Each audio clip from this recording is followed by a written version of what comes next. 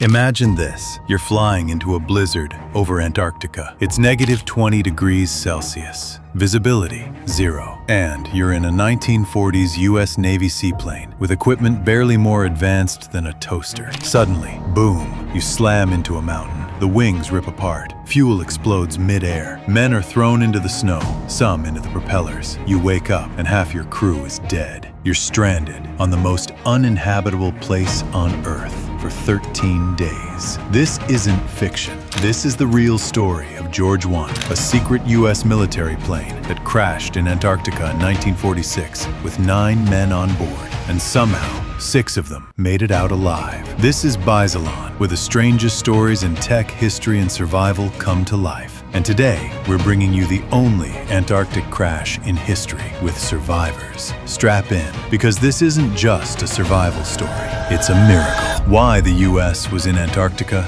in the first place. In 1946, just a year after World War II, the US launched Operation Highjump, a military expedition so big it sounds made up. 13 ships, 33 aircraft, 5,000 men. Officially, it was to study polar conditions. Unofficially, the US wanted to claim Antarctica before someone else did. Because back then, Antarctica was the final blank spot on the map. No flag, no laws, just ice and strategic potential. And so, on December 30th, 1946, one of the first missions took off, a big, clunky Martin PBM-5 seaplane, nicknamed George I. On board were 9 brave souls, pilots, engineers, a photographer, and even the ship's captain. Crash into ice and fire. For 3 hours, the crew flew blind in blizzard conditions, their altimeter reading 300 meters, totally unaware that the ground was actually just beneath them. The pilot, nicknamed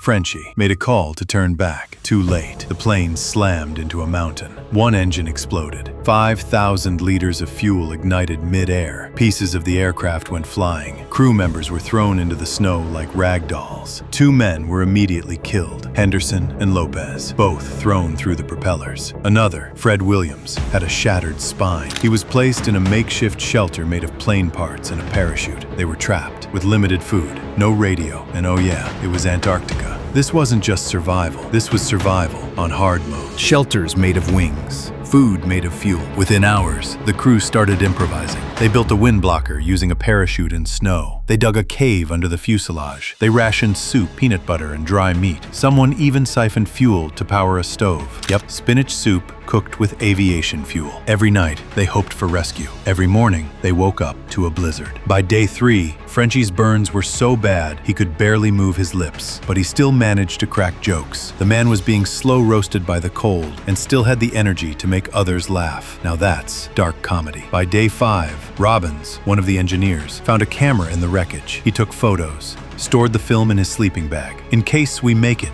he said. He probably could have used an iPhone, but hey, this was 1946. The search that nearly failed. 500 kilometers away, on the USS Pine Island, the Navy had no idea where George I went down. They knew the last coordinates, but storms had erased any hope of visual confirmation. The rescue plane flew a ladder search pattern, zigzagging the Antarctic coast. At one point, they passed within 20 kilometers of the wreck, but visibility, 0. The crew never saw the rescue plane. The rescue plane never saw them. Meanwhile, the men at the crash site were almost out of food. They buried their dead with metal scraps so magnetometers could find them later. And then, on day 13, the sky opened. Found, but still not safe. A US Navy rescue plane spotted the crew from the air. The 6 survivors ran out, waving their arms like madmen. But there was a problem. The rescue plane was a seaplane. It couldn't land on ice. So the pilots dropped a note. "If you can walk to the lake, 10 miles north, form a circle. If not, form a line." The crew formed a circle. Then they strapped Frenchie, burned and frostbitten, onto a sled